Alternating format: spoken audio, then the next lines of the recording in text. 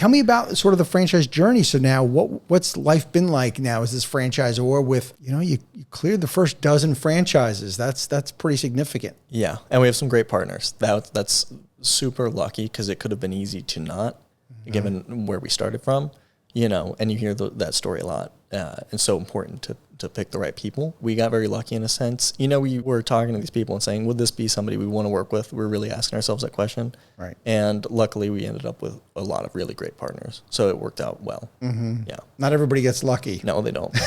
No, they don't. What did you guys determine were the right, who was the right person? Like what were some of the traits that person needed to have to come aboard with you guys? Well, willingness to collaborate and learn, of course, early on. Now it's, the systems are a lot more established now. So it's now willingness to follow the system, but we do like to collaborate. We look at our franchise like collaborative partners. So just a willingness to work with us and, understand we're an emerging brand. So, we were building a lot of those systems and we got some great people who like to collaborate. So it's just an open-mindedness, willing to learn.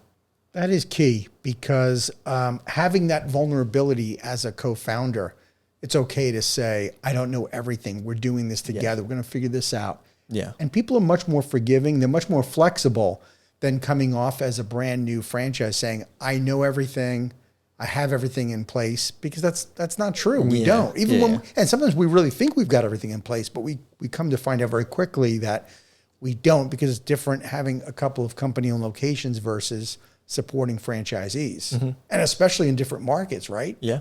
Have you found that there's been a different flavor, or it's not a different flavor, but different demand of menu items geographically? Yeah, we're finding we generally try to keep it the same. Sure. But every now and then there's the need arises like, hey, it gets really cold here. Maybe we can look into something, something hot or some soup. We're open to these ideas. It does, when you have 16 locations, even at that small scale, it is difficult because then you have to draw the line somewhere, because eventually people want to, well, can I add this? Can I add this? But, we typically, we pick something, we say, okay, we're willing to look into this. And then we make it available. We say, okay, everybody, if you're interested in this, it just has to be make sense as an add-on. Sure.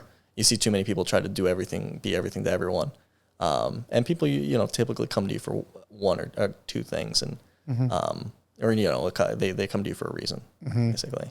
What's life been like now as a franchisor with 12 units? Well, it's very different. It's very different than running the business. That's for sure. Two completely separate things, and that's not everybody understands it's a completely different thing dealing with as a franchisor versus running our core business, which would be the acai bowls. I'd say it's great. I mean, I love solving these problems and doing this role. It's great. Yeah, well, you learned very quickly that you were really being in the franchise business is totally different than the acai bowl business. Totally right? different. Yeah, it's like of course, completely different. And that's not something everybody realizes. It's like, acai bowl shop, but really franchise support center and that kind of thing. Sure. What do you think it takes in building that solid foundation, especially in those first few units? What were some of the challenges? Now, obviously, pandemic aside, what are some of those things that you felt like you really needed to improve on? I'd say, getting everybody on the same page and complying with everything. It can be tricky.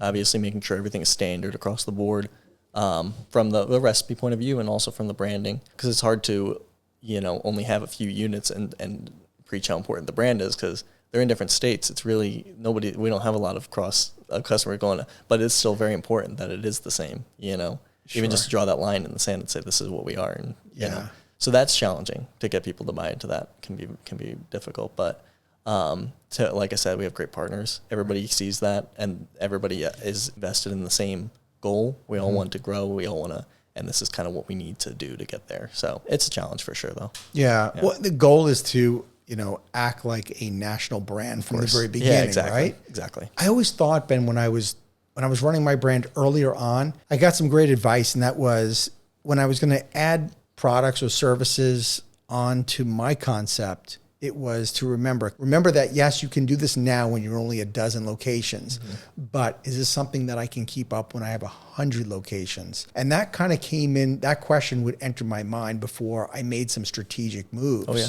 And that's good great to have that mindset from the beginning. Yeah, because let's face it, it's easy to say, sure, go ahead and do that. Add that soup up in the Northeast. And, add things. And it's very hard, though, to call things back. Once you've given the ability to do things, adding rules that you didn't have beforehand becomes a challenge. It's more of just like an explanation at the time that it's being asked. It's like, well, we want to go in this direction. But when you're actually calling something back, it's a much bigger deal. Nobody wants to be given things back. Of course. That's tough. At the same time, would you agree that your first dozen franchisees, they are more of a risk taker, right? Exactly. So it is a line. Like you don't want to, we definitely don't say no to everything. There are certain things that make sense. And it's like, well, you try it out. That's we have some people that do, and that's the important thing about these initial partners, that they are helping you develop the concept. The concept didn't just start out the way that it's to what it's become. We're happy with where we're at, but definitely a lot of that credit needs to be given to our franchisees who are going out and testing things. And so it is a fine line, though. Yeah. The truth is, they're always going to be near and dear to your heart. Every franchisee is important. The first 10, 20, man, you just don't ever forget them. You remember all of them. You remember the conversations. You remember the challenges you had together, some of the meetings. Yeah. You'll look back and go, I can't even believe this was a challenge back in the day. Yeah. Like, it's so crazy. Yeah. But exactly, it'll be for some great memories, and you guys will be laughing about things years from now about some of the conversations you had in the quote unquote early years. Yep. What does training look like for you guys? So right now we're doing, we typically do the corporate training. So they'll come out a couple weeks before they're opening, spend a few days with us, and that can range from 2 to 4 days, and then a mix of classroom and actual preparation and working on the recipes and stuff. And then we'll go out to the location for about a week, sometimes a little longer. It just depends on the franchisee, and if it's our first. We have a couple of multi-unit franchise, so if we're going back the second time, we might, they might feel more comfortable after a week, whereas a new franchisee might stay 10 days or so. And I bring typically 1 or 2 staff members, some corporate. We have a couple of people that help manage our corporate stores and that come help train. And so we'll spend about a week there, and then ongoing support is just a phone call away. Anybody who needs that help. We're still very early. You can get me on my cell. Yeah. You said you have a couple of multi-unit franchisees already? Yep. Really? Yeah, we have a few. That's a great testament to your brand. Yeah, thank you. Yeah, it's been great. And so what are your thoughts on the growth of single unit versus multi-unit?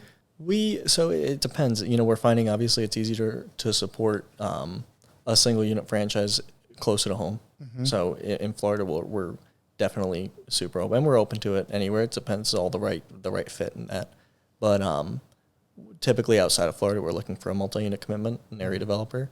And then inside Florida, we would be more open to, we like single unit franchisees. Yeah. In Florida, it's great. It's a lot easier, but then supply chain and things, it becomes a little more difficult. But we have no direct preference to either. We like to work with both. Yeah. And certainly in your kind of brand, I would think if you're going to go nationwide, is that your aspirations? Yeah. We're super focused on the Southeast right now, mostly Florida. Like I said, but yeah, we do. We in terms of future franchise growth, we're in a few states and great partners in those states, and so that's definitely a long-term goal, though. Of course. Great, and of course, having multi franchisees that own multi units is easier to support. Of course, less people. Of course. But like you said, if there's single unit owners in Florida, they're more local. Yeah, and they have their pros. I mean, it's pros and cons too. With either single unit franchises are great. They're right. A lot of the time they'll be super dedicated, working in their stores and running. I mean, all our franchises do a great job. Honestly, we really don't. They do a great job keeping the stores, but somebody who's in their store all the time can do a great job keeping the place up to standard. So.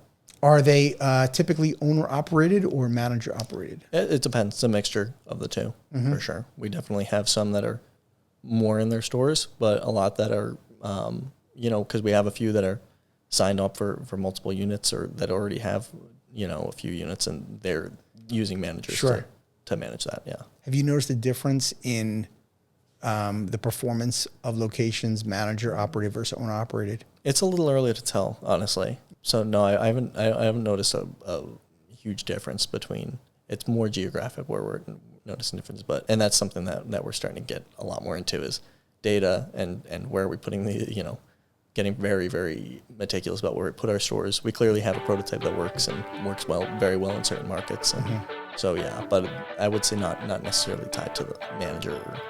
Thank you for tuning into the Emerging Franchise Brands podcast.